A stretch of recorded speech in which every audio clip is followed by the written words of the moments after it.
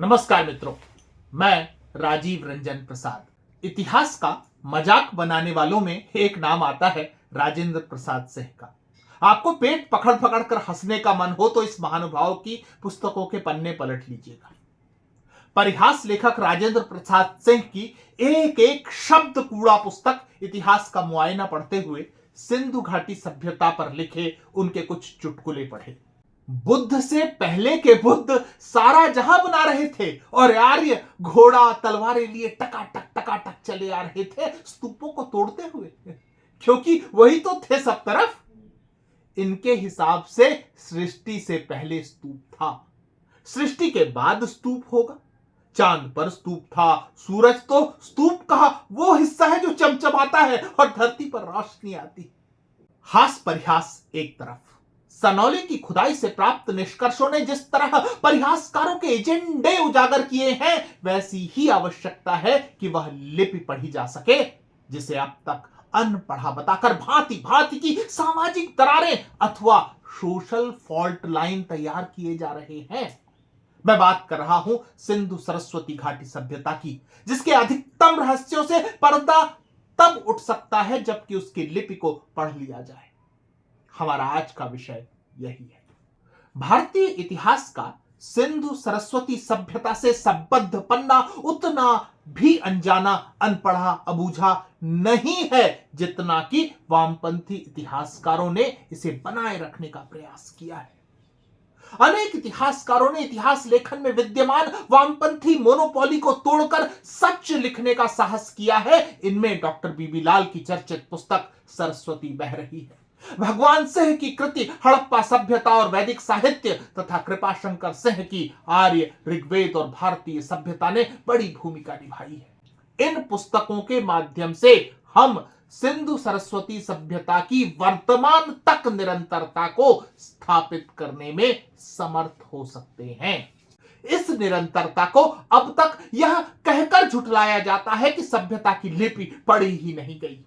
आज हम सिंधु लिपि को पढ़ने के अब तक के कुछ महत्वपूर्ण और वैज्ञानिक प्रयासों को विवेचित करने का प्रयत्न करते हैं। इस माध्यम से हम यह भी जानने का यत्न करेंगे कि क्या सिंधु सरस्वती सभ्यता की लिपि का कोई संबंध संस्कृत भाषा से है। सिंधु सरस्वती सभ्यता का जहां जहां तक विस्तार ज्ञात है, हमें उत्खनन के दौरान मोहरें, धातु की वस्तुएं, बर्तन आदि प्राप्त हुए हैं। अलग अलग विद्वानों से प्राप्त विवरणों का समग्रीकरण करें तो हमें 4000 से भी अधिक ऐसी वस्तुएं मिली हैं जिन पर उस लिपि का अंकन है जिसे सिंधु सरस्वती लिपि के रूप में पहचाना जाता है। प्रत्येक ऐसी प्राप्तियों में हमें ऊपर की ओर विशिष्ट लिपि अथवा लेखन के चिन्ह दिखाई पड़ते हैं और नीचे की ओर पशु चित्रित है। सरस्वती सिंधु लिपि का प्रथम साक्ष्य वर्ष 1853 में प्राप्त हुआ था। यहां से आरंभ कर वर्तमान तक इस लिपि के 400 से लेकर 700 तक चिन्हों की पहचान की गई है।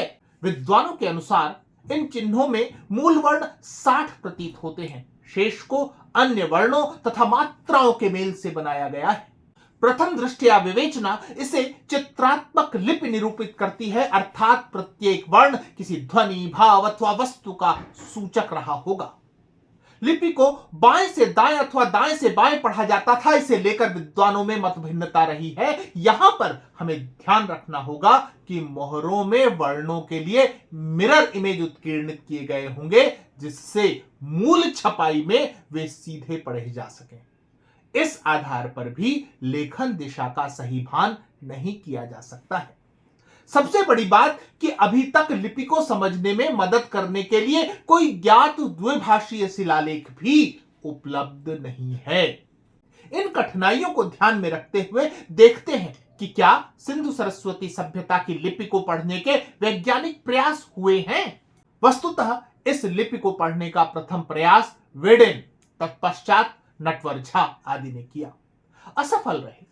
आधुनिक तकनीकों, ज्ञान और विज्ञान का प्रयोग इस लिपि को समझने के लिए किया जा सकता है। इस दिशा में हुए अनेक अन्य प्रयासों पर भी दृष्टि डाली जानी चाहिए। एक वैज्ञानिक प्रयास किया था बहाता अंशुमाली मुखोपाध्याय ने, जो कि एक सॉफ्टवेयर इंजीनियर है। उन्होंने सुप्रसिद्ध एपिग्राफिस्ट इरावाथम महादेवन द्वारा संकलित सिंधु शिलालेख के डिजिटल कॉर्पस का उपयोग किया। कंप्यूटेशन विश्लेषण द्वारा उन्होंने यह सिद्ध करने का प्रयास किया कि सिंधु घाटी की लिपि ध्वन्यात्मक रूप से नहीं लिखी गई थी। सिंधु लिपि के प्रतीक वस्तुओं और अवधारणाओं का प्रतिनिधित्व करते हैं। वे इस लिपि का संबंध प्राचीन द्रविड़ भाषा से होने की संभावना व्यक्त करती है। अपने इस शोध में मुखोपाध्याय यह मानकर चल रही है कि सिंधु सरस्वती लिपि के प्रतीक किसी वर्णमाला की तरह नहीं है। ऐसे में केवल प्रतीकों के आधार पर उसे भाषा से जोड़ देना और निष्कर्षों पर पहुंच जाना जल्दबाजी कही जा सकती है। इस कड़ी में रजत राकेश ने सिंधु घाटी सभ्यता की मुद्राओं पर गहन कार्य किया और अपने निष्कर्षों के आधार पर इसे प्रोटो ब्राह्मी के रूप में पहचाना। रजत राकेश के शोध के अनुसार उत्तर भारतीय लिपियों के अक्षरों को सिंधु लिपि के क्रमिक विकास की परिणति के तौर पर देखा जा सकता है। उन्होंने ज्ञात ब्राह्मी लिपि और उसके अक्षरों के विकास पर काम किया और उसकी तुलना सिंधु सरस्वती सभ्यता के उपलब्ध मोहरों और पॉटरी के टुकड़ों पर विद्यमान चिन्हों से की। अपने इस प्रयास में उन्होंने पाया कि सिंधु घाटी के कई व्यंजन या तो ब्राह्मी के व्यंजनों से बिल्कुल मिलते हैं या फिर मामूली रूप से परिवर्तित हैं। लिपि की पहचान तक तो यह शोध हमें पहुंचा पाता है, लेकिन भाषा को लेकर अब भी अस्पष्टता बनी रहती है। आज जब हम आर्टिफिशियल इंटेलिजेंस के युग में हैं, अनेक एल्गोरिथम, अनेक मॉडल्स, अनेक इक्वेशन ऐसे सम्मुख हैं जिनके माध्यम से अज्ञात को समझने का अब बेहतर प्रयास किया जा सकता है। सिंधु सरस्वती सभ्यता की लिपियों को समझने का बहुत ही विलक्षण प्रयास यज्ञदेवम द्वारा किया गया है। अकेडेमिया की वेबसाइट पर उनका विस्तृत कार्य शोध पत्र के रूप में उपलब्ध है। मैं इसका लिंक डिस्क्रिप्शन बॉक्स में प्रदान कर रहा हूं। सिंधु सरस्वती सभ्यता की लिपि को यज्ञदेवम ने क्लाउड शैनन द्वारा वर्णित प्रक्रियाओं के अनुरूप एक बड़े क्रिप्टोग्राम के रूप में समझने का प्रयास किया है।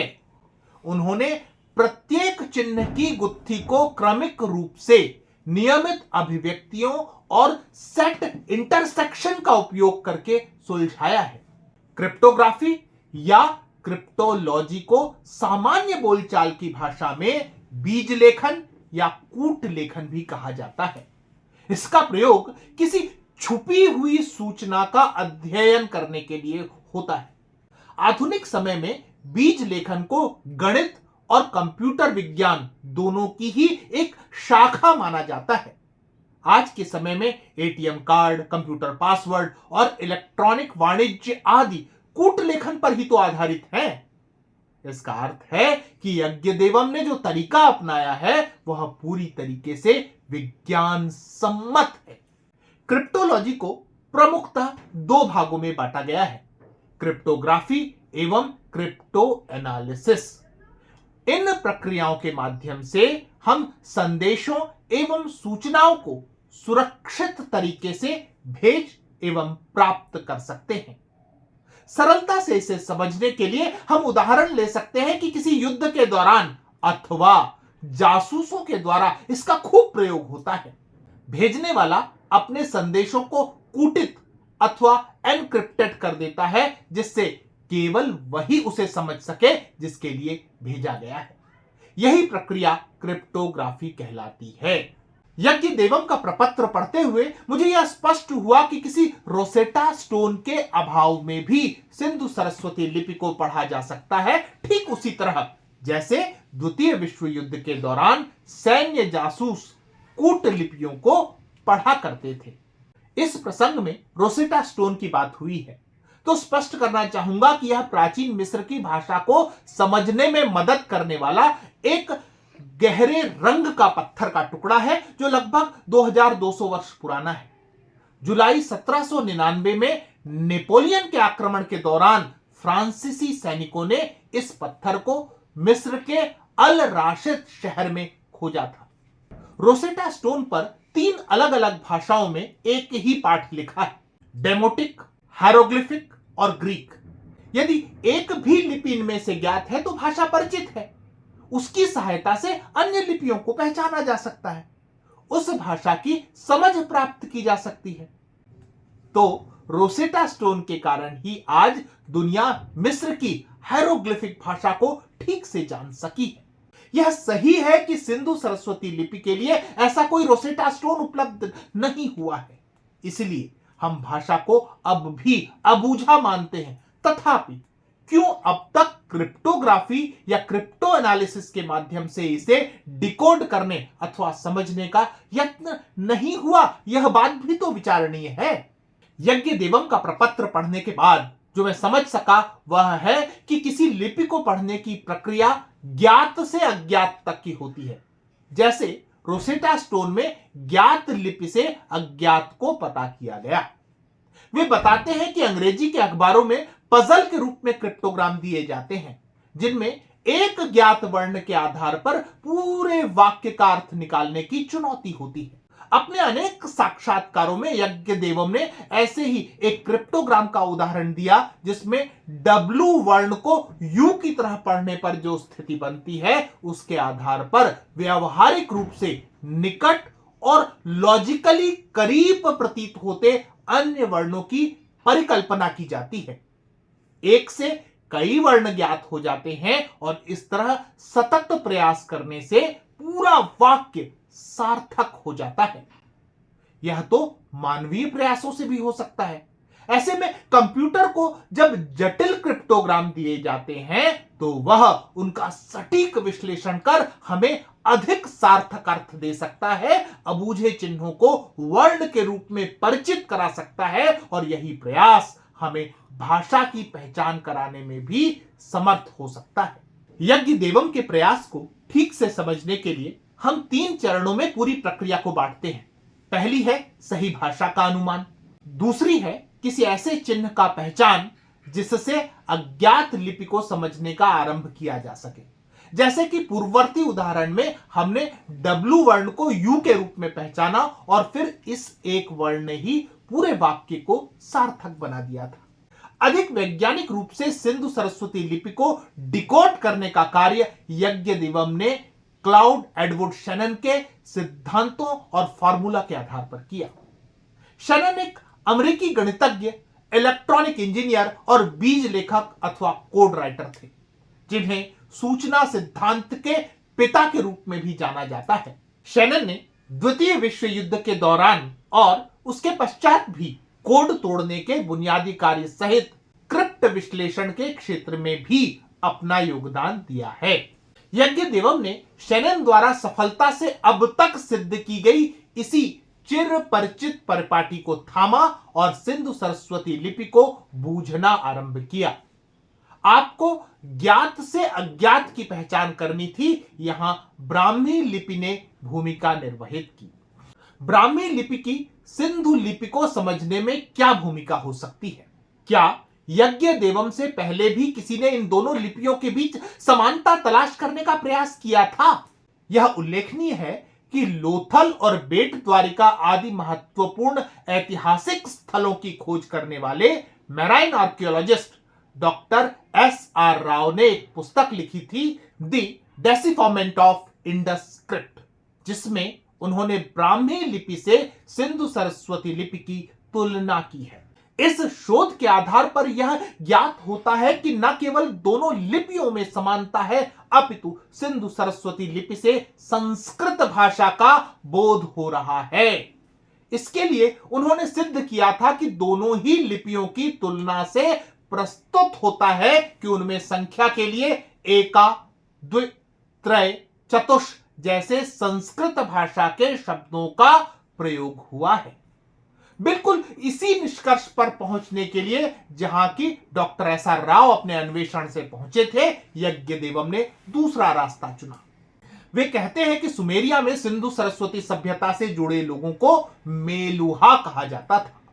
मेलुहा सुमेरियन भाषा का शब्द है जो 2350 ईसा पूर्व से मेसोपोटामिया के अभिलेखों में मिलता है। यहां हमें तलाशना होगा कि मेलुहा क्या भाषा बोल रहे थे, क्योंकि सुमेरियन लोगों और उनकी भाषा को हम सिंधु सरस्वती सभ्यता की लिपि व भाषा से बेहतर पहचानते हैं। यहां यज्ञ देवम यूनिफॉर्म डिजिटल लाइब्रेरी इनिशिएटिव अर्थात CDLI के डेटाबेस से उदाहरण लेते हैं, जहां मेलुहा लोगों के नाम सुमेरियन भाषा में उद्धृत हैं। यहां हमें समर, नानस, शैलेश, संसिद्ध, स्वभ्र, डिंडिम जैसे शब्द मिलते हैं, जिनके अर्थ को आसानी से संस्कृत में तलाशा जा सकता है। अर्थात संस्कृत भाषा को मूल में रखकर सिंधु सरस्वती लिपि में लिखे हुए के निहितार्थ तलाशे जा सकते हैं। यहां प्रश्न उठता है कि सिंधु सरस्वती लिपि के माध्यम से द्रविड़ियन भाषाओं को समझने में क्या समस्या है, अथवा प्राकृत से इस लिपि को क्यों नहीं जोड़ा जा सकता है। इस गुत्थी को सुलझाने के लिए आपको व्याकरण की पुस्तक को उठाकर समास की परिभाषा जाननी चाहिए। वस्तुतः दो या दो से अधिक शब्दों के योग से नवीन शब्द बनाने की क्रिया को समास कहते हैं। यज्ञ देवम के अनुसार द्रविड़ भाषाओं में दो तक तो ठीक है, लेकिन यह संभव नहीं कि आप 4-5 शब्दों के योग से नवीन सार्थक शब्द की सर्जना कर लें। यह क्षमता प्राकृत में भी नहीं है, किंतु संस्कृत भाषा में अबाध रूप से आप ऐसा कर सकते हैं। इसलिए यज्ञ देवम ने द्रविड़ भाषाओं के स्थान पर संस्कृत को चुना तथा ज्ञात चिन्ह की पहचान के लिए ब्राह्मी लिपि की मदद ली। अपनी समझ के सरलीकरण के लिए हम सिंधु लिपि को एक बड़े क्रिप्टोग्राम के रूप में मानकर शुरुआत करते हैं। सर्वप्रथम अन चिन्ह की पहचान की गई। अब इस ज्ञात से अगले अज्ञात को जानने का प्रयास किया। अगला चिन्ह ध था, जिसकी पहचान की गई। इस तरह एक एक कर यज्ञ देवम द्वारा इस लिपि के व्यंजन और स्वरों के संकेतों की पहचान करने के उपरांत यह पाया गया कि वे उत्तर वैदिक संस्कृत में हैं। इस प्रक्रिया द्वारा लगभग 3000 शब्द अनावृत किए जा चुके हैं, उनके अर्थ खोजे जा चुके हैं। समझने वाली बात यह है कि यदि क्रिप्टोग्राम के रूप में सिंधु सरस्वती भाषा को ठीक से न पढ़ा गया होता तो बड़े बड़े वाक्यांशों सहित लगभग 3000 चिन्हों के अर्थ नहीं तलाशे जा सकते थे। यज्ञ देवम ने अपनी व्याख्या की शुद्धता का गणितीय प्रमाण भी प्रस्तुत किया है। मित्रों, यह विषय बहुत बड़ा और व्यापक है। मेरा प्रयास रहेगा कि सिंधु लिपि पर और विस्तार से तथा अन्य तुलनात्मक कार्यों को भी आपके समक्ष प्रस्तुत कर सकूं। मुझे आश्चर्य है कि इतिहास का एक बड़ा वर्ग सनौली की खुदाई पर खामोश है, सिंधु की लिपि पर यज्ञ देवम के साक्ष्यों पर खामोश है। यह बात प्रबल इशारा है कि भारत में इतिहासकार वर्ग एजेंडा विचारधारा अधीन हैं। वे न तो शोध का सम्मान करते हैं, न ही नव अन्वेषण में उनकी कोई अभिरुचि रह गई है। मित्रों, आज इतना ही। फिर मिलता हूं ऐसे ही किसी ऐतिहासिक तथ्य के साथ। अगर आपको मेरा ये चैनल पसंद आ रहा है तो कृपया इसे सब्सक्राइब करें। आप इस प्रस्तुति को लाइक या शेयर भी कर सकते हैं। नमस्कार।